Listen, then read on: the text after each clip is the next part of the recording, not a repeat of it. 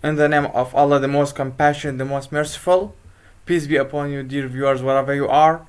This is instructor Dr. Ibrahim Al-Bayati. I'll be lecturing you today a new lecture titled The Translation of Political Tweets, US President Donald Trump Tweets as Model. Bismillah ar-Rahman ar-Rahim, wassalamu alaikum wa rahmatullahi wa barakatuh. أعزائنا المشاهدين الكرام أينما كنتم، معكم مدرس الدكتور إبراهيم طلعت البياتي ومحاضرة جديدة بعنوان ترجمات التغريدات السياسية، التغريدات السياسية للرئيس الامريكي دونالد ترمب انموذجا. First of all, we have to know social media. Social media are defined as social platform. Their main uses are connecting people worldwide virtually. تعرف وسائل التواصل الاجتماعي على أنها منصات اجتماعية هدفها المنشود التواصل مع الناس في العالم افتراضيا. There are many social media platforms such as Facebook, YouTube, Instagram, LinkedIn, Tumblr and Twitter, etc. توجد كثير من منصات التواصل الاجتماعي في العالم، من ضمنها شبكة التواصل الاجتماعي فيسبوك، تويتر، يوتيوب، LinkedIn, Tumblr, Instagram. The current paper is about underlining the problems and presenting solutions of translations of political tweets of politicians into a target language. وتهدف الدراسة البحثية الحالية إلى الإشارة للمشكلات وتقديم الحلول المتعلقة بترجمة التغريدات السياسية للسياسيين في لغة الهدف. The study found out many problems with regard to the translations of political tweets and presented solutions as well. ووجدت الدراسة الكثير من المشكلات المتعلقة بترجمة التغريدات السياسية وقدمت الحلول أيضا. الجانب النظري يسلط الجانب النظري الضوء على definitions of political language, Twitter, and the features of social media language, Twitter, social media as a model. على تعريف اللغة السياسية وشبكة التواصل الاجتماعي تويتر، وعلى مزايا شبكة التواصل الاجتماعي تويتر أيضا. So what's political language? إذا ماذا نعني باللغة السياسية؟ Parkins said the political language is that defined as the ways in which people talked about politics and the way their talk could influence an audience politically. تعرف اللغة السياسية على أنها وسائل حديث الناس عن موضوع سياسي وكيف يؤثر حديثهم هذا على الجمهور سياسيا.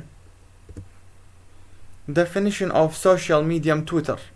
كيف نعرف شبكة التواصل تويتر. It's as American microblogging and social networking service on which users post and interact with messages known as tweets. It was founded on March 21st, 2006.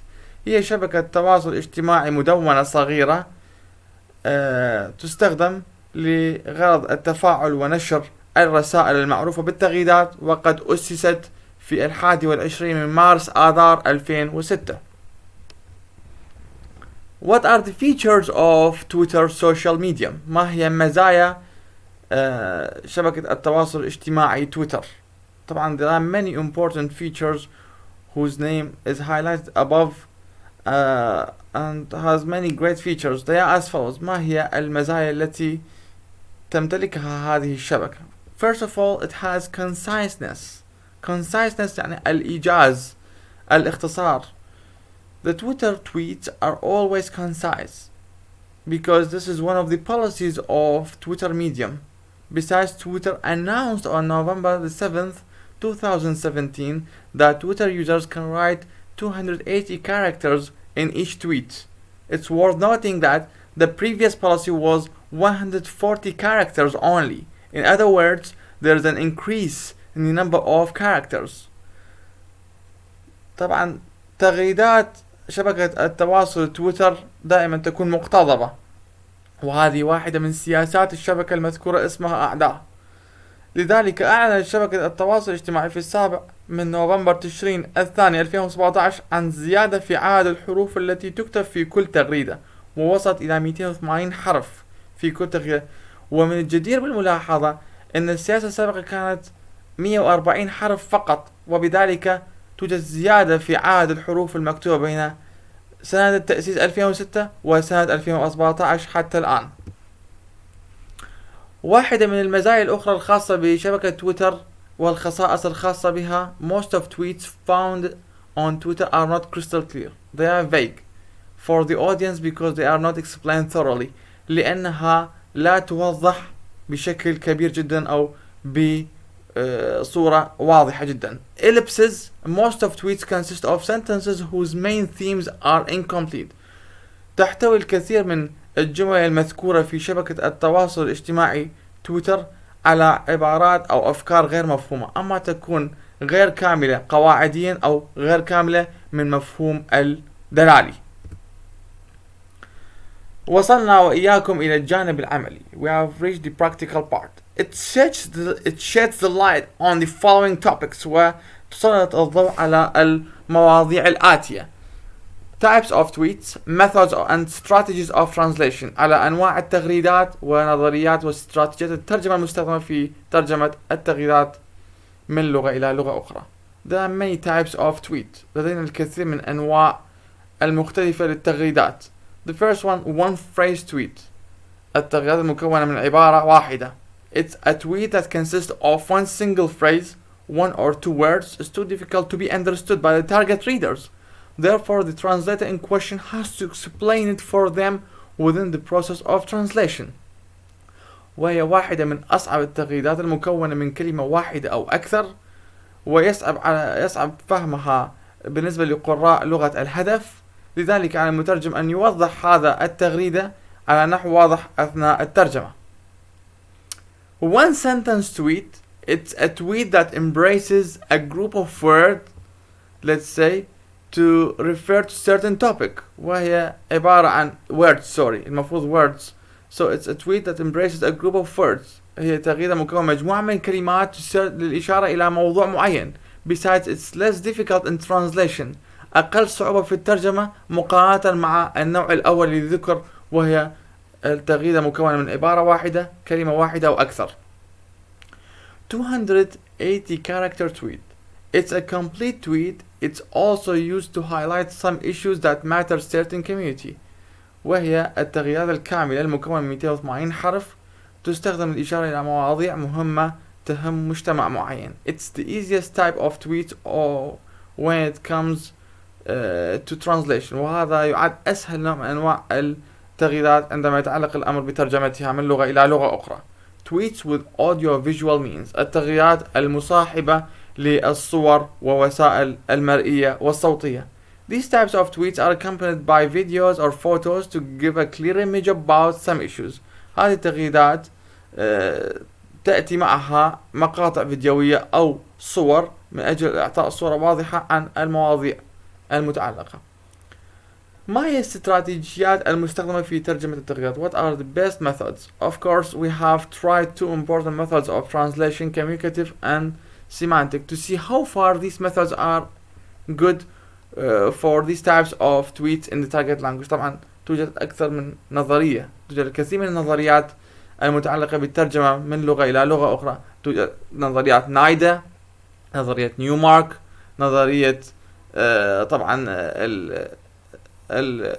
النظريات الأخرى متعلقة بالترجمة ظهرت حديثا، نظرية عاصم الياس وما شاكل ذلك طبعا. لكن نظرية نيومارك هي النظرية التي معرفة أكثر للجميع. توجد نظريات المتعلقة بالترجمة Translators Invisibility by فينوتي، نظرية المترجم غير المرئي لفينوتي Domestication and Foreignization. لكن نحن نتكلم اليوم عن ترجمة التغريدات. وما هي أفضل أنواع النظريات؟ في رأيي كباحث بوصف باحث وبوصف مترجم، وجد بأنه ترجمة التغريدات تكون باستخدام نظرية نيومارك. الترجمة التواصلية أفضل بكثير من الترجمة الدلالية، لأن قارئ لغة الهدف لا يعرف ما يقوله المتحدث على شبكة تويتر، لأن هذه اللغة ليست لغته، وهذه السياسة ليست سياسته، وهذا السياسي الذي يتحدث ليس السياسي في العراق. لذلك اللغة التواصلية والترجمة التواصلية أفضل بكثير من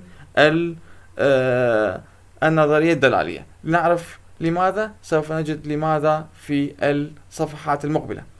Communicative method. It's about rendering the meaning and sense of the text. تتعلق بترجمة المعنى الظاهر والباطن للنص المعني من لغة إلى لغة أخرى. Semantic method is concerned with translating the meaning of the text into a target language. يتعلق بترجمة المعنى الظاهر من لغة إلى لغة أخرى.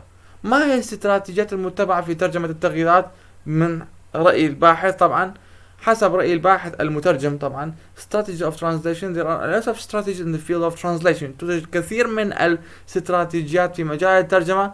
They are as follows. Addition strategy نظرية الإضافة it deals with adding certain words for the target language version. تتعلق بإضافة عدد معين من الكلمات إلى نص لغة الهدف. Transposition strategy it's about transferring certain words to other position. يتعلق بنقل بعض الكلمات من مكان إلى مكان آخر في النص الهدف. Explanatory strategy it's concerned with giving extra explanation to a translated version. إعطاء توضيح أكثر لنص لغة الهدف. نأتي إلى عينات التي أخذت من حساب دونالد ترمب شخصيا وكيفية ترجمتها. طبعا العينة الأولى كتب دونالد ترمب. سوف نعطيكم العينات لاحقا لأجل التوثيق طبعا، لكن نتكلم اليوم عن الترجمة. فيك نيوز. فيك نيوز أخبار مزيفة. الترجمة بدون تفاصيل أخبار مزيفة فقط. الترجمة مع التفاصيل تبث محطة الاي بي سي الإخبارية أخبار مزيفة. لماذا اخترت الاي بي سي وماذا لم اختار البي بي سي أو الام بي سي أو السي بي سي؟ سوف نقول لكم لماذا. Analysis of the first sample. In the first translation, the translator researcher counted on semantic translation method and he rendered the meanings of the words only. However, the translated version is still vague to the Arab intended readers because they don't know which channel broadcasts fake news from Trump's perspective. In the second version, the researcher depended on extra sources to know what does fake news stand for. Therefore, he searched for this piece of information online and it turned out that the US President Donald Trump described ABC News as fake news broadcaster at that day. The translator employed explanatory strategy and communicative method. The result is clear translation and the intended readers understand his point. في الترجمة الأولى اعتمد الباحث المترجم على نظرية الترجمة الدلالية ونقل معنى النص من لغة إلى لغة أخرى. However, the translated version is still vague. ورغم ذلك ما تزال الترجمة في لغة الهدف غير واضحة بالنسبة لقراء لغة الهدف هم العرب، لأنه لم يشير إلى المحطة الفضائية لتبث أخبار مزيفة من منظور دونالد ترامب. لكن في النسخة الثانية للترجمة اعتمد الباحث على معلومات إضافية ليعرف ماهية الأخبار المزيفة من منظور دونالد ترامب. لذلك قد بحث عن هذه المعلومة على شبكة الإنترنت ووجد أن الرئيس الأمريكي دونالد ترامب كان قد وصف محطة الاي بي سي الإخبارية بمحطة تبث أخبار زائفة في ذلك اليوم تحديدا. وبهذا اعتمد على نظرية الترجمة التفسيرية وعلى النظرية التواصلية أيضا ليصبح الموضوع واضح جدا لقراء لغة الهدف. العينة الثانية going to be a bad day for crazy Bernie. الترجمة بلا تفاصيل سيكون يوما عصيبا لبيرني المجنون. الترجمة بالتفاصيل سيكون يوما عصيبا للسيناتور الامريكي واحد المنافسين في السباق الرئاسي نحو البيت الابيض بيرني ساندرز المجنون. The translator rendered the meanings of the words found in the body of the incomplete sentence mentioned above and he followed semantic method. This is not the case with the second translation. The second version is crystal clear for the intended readers because the translator researcher made use of what explanatory strategy. He defined Bernie Sanders and explained the reason why Trump employed the word crazy in translation as well. The translator researcher read some articles about Sanders and understood his political affiliation, therefore he counted on communicative method. في الترجمة الأولى اعتمد الباحث على نقل المعنى فقط، نقل المعنى الجملة غير الكاملة من لغة الإنجليزية للغة العربية واعتمد على نظرية الترجمة الدلالية. لكن الأمر غير مثلا مختلف تماما طبعا في الترجمة الثانية لأنه أعطى صورة واضحة جدا لقراء لغة الهدف من خلال ماذا؟ من خلال اعتماد على نظرية الترجمة التفسيرية واعتمد على توضيح من هو ساندرز، قد لا يعرف القارئ العربي من هو ساندرز. لاعب كرة قدم، لاعب كرة سلة، ممثل.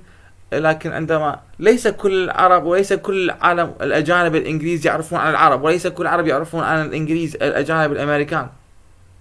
لذلك اعتمد البحث على شبكة الانترنت عن هذا الشخص بيرني ساندرز، وهو أحد أعضاء مجلس الامريكي السياسيين. هو عضو سيناتور امريكي مجلس الشيوخ، وهو ناشئ طبعا، واحد المنافسين لدونالد ترمب في السباق الرئاسي نحو البيت الابيض. و قال السيد ترمب المجنون انه جن لانه خسر امام ترمب في احدى الاماكن الخاصة بالانتخابات الاولية في امريكا، ووصف اليوم باليوم العصيب بالنسبة له بسبب هذا الشيء الذي حل له. فاعتمد الباحث في ترجمته على الترجمة التفسيرية من خلال توضيح وإعطاء معلومات إضافية للترجمة ليكون الأمر واضحا جدا لقراء لغة الهدف، واعتمد على نظرية الترجمة التواصلية في ذلك أيضا. التغريدة الثالثة طبعا يقول فيها ترامب: If you want your children to inherit the blessings that generations of Americans have fought and died to secure, then we must devote everything we have toward victory in 2020. Only this way can we save the America we love and drain the Washington swamp once and for all. هذه التغريدة نصا. Translation without details، الترجمة بلا معلومات إضافية. إذا أردتم أن يرث أطفالكم النعم التي قاتل وقتل أجيال من الأمريكيين لأجل تأمينها، وبعد إذن علينا أن نكرس كل شيء نحو نجاح في 2020، وبهذا فقط نستطيع أن نحافظ على أمريكا التي نحبها ونجفف مستنقع واشنطن مرة أخرى لأجل الجميع. Translation with details. إذا أردتم أن يرث أولادكم النعم التي حققها أجيال من الأمريكيين الذين ناضلوا من أجل الوطن وسقطوا في سوح الوغى لأجل الحفاظ عليها، فعليكم أن لا تدخروا جهدا والتصويت لصالحي في انتخابات 2020، وبهذه الطريقة نستطيع أن نحمي أمريكا التي نكن لها كل الحب ونقضي على مستنقع الفساد في العاصمة واشنطن الأبد. طبعا هذا هو الترجمة التواصلية. Analysis of the third sample، تحليل الترجمة الخاصة بالعين الثالثة. The translator employed in the first translation semantic method، اعتمد الباحث في الترجمة الأولى على نظرية الترجمة الدلالية، ونقل معاني الكلمات فقط من لغة المصدر إلى لغة الهدف. لكن الأمر يختلف. It's not the case with the second type، لأنه اعتمد على نظرية الترجمة التواصلية وعلى الترجمة الدلالية. He counted on what addition strategy، النظرية الإضافة الاستراتيجية الخاصة بالإضافة المعلومات، لم يدخر جهدا. اعتمد على إضافة يعني سوح الوغى، نكن كل الحب، وإضافة كلمة العاصمة إلى واشنطن، لأنه توجد منطقتين في أمريكا تسمى واشنطن العاصمة، واشنطن دي سي التي لم يذكر دي سي فيها، وواشنطن الولاية الموجودة في الساحل الغربي الشمالي من أمريكا، ومدينة سياتل هي المدينة الرئيسة فيها. فإضافة هذه الكلمات لكي يكون أمر واضحا لقراء لغة الهدف أيضا. نأتي ونصل إلى العين الرابعة والأخيرة. Thank you Washington، ذكر فيها ترامب Thank you Washington فقط. Translation without details، شكرا واشنطن. Translation with details، شكرا واشنطن لنصرتي في الانتخابات الأولية عن الحزب الجمهوري.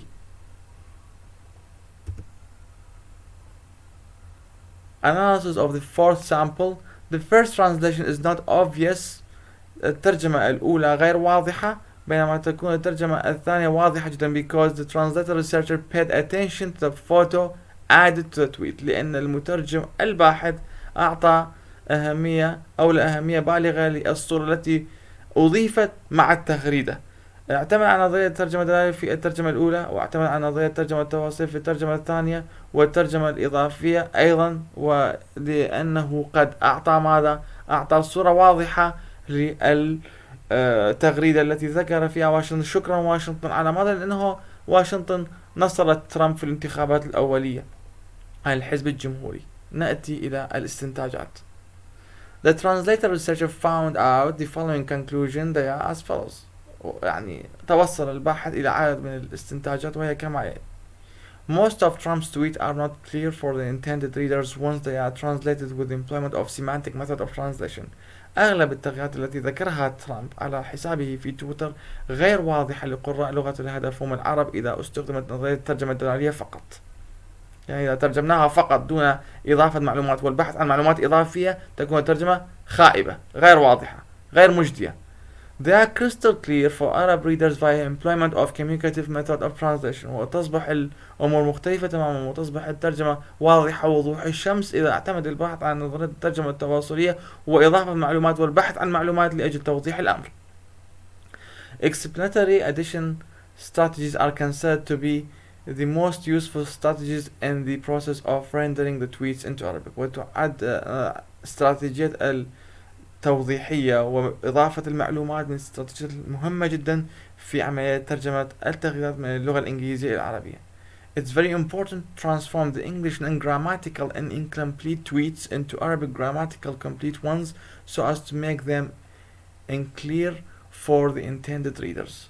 إنه أمر مهم جدا أن تحول التغريدات الإنجليزية غير المكتملة قواعديا وغير المكتملة دلاليا إلى تغريدات عربية، عبارات عربية ناجحة من مفهوم النحوي والدلالي ليكون واضحا لقراء لغة الهدف. هذه هي التغريدة الأولى التي أخذت من حساب تويتر دونالد ترامب في 17 من أكتوبر 2019، والتغريدة الثانية أخذت قبل فترة قصيرة طبعا، هذا ذكر ترامب على حسابه أيضا. والتغريدة الثالثة أيضا ذكرنا هذه التغريدات في هذه المحاضرة لأجل التوثيق. والتغريدة الرابعة التي ذكرها ترامب في 11 من مارس آذار 2020 في الساعة 6:28 صباحا حسب توقيت. وهذه المصادر and these are the references that we counted on in carrying out our research that was presented in a lecture. And thank you so much for you all dear viewers wherever you are. Thank you so much for your time. شكرا جزيلا لكم أعزائي المشاهدين الكرام، وشكرا جزيلا لوقتكم.